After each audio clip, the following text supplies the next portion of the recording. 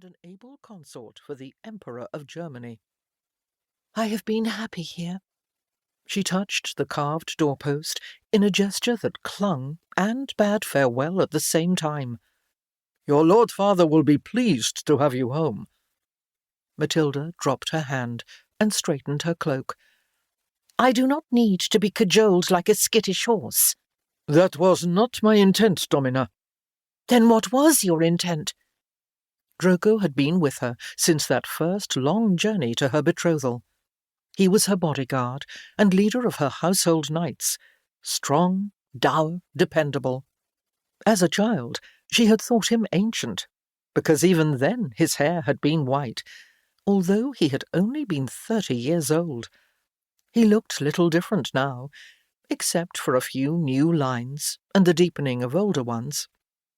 "To say that an open door awaits you." "And that I should close this one?" "No, Domina. It has made you who and what you are, and that is also why your father has summoned you." "It is but one of his reasons, and driven by necessity," she replied shortly. "I may not have seen my father in many years, but I know him well." Taking a resolute breath, she left the room, carrying herself as if she were bearing the weight and grace of her crown. Her entourage awaited her in a semicircle of servants, retainers, and officials. Most of her baggage had gone ahead by cart 3 days earlier, and only the nucleus of her household remained, with a handful of pack horses to carry light provisions and the items she wanted to keep with her. Her chaplain, Borchardt, kept looking furtively at the gelding, laden with the items from the portable chapel.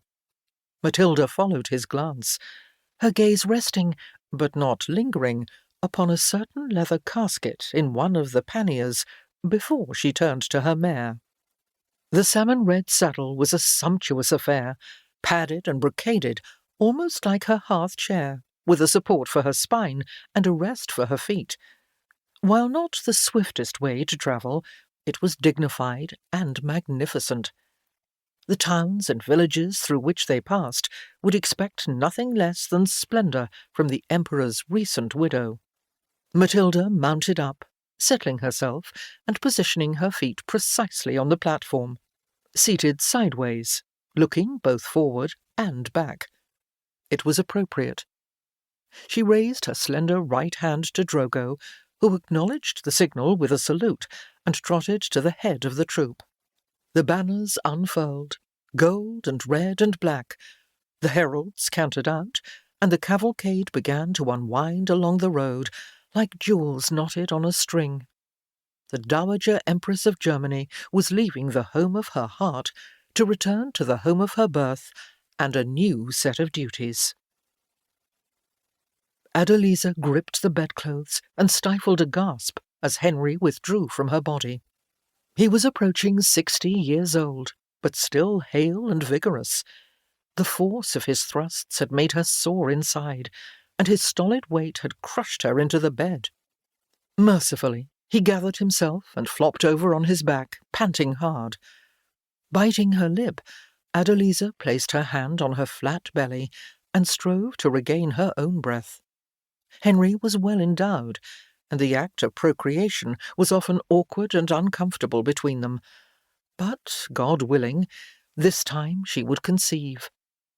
She had been Henry's wife and the consecrated Queen of England for over 4 years, and still each month her flux came at the appointed time in a red cramp of disappointment and failure.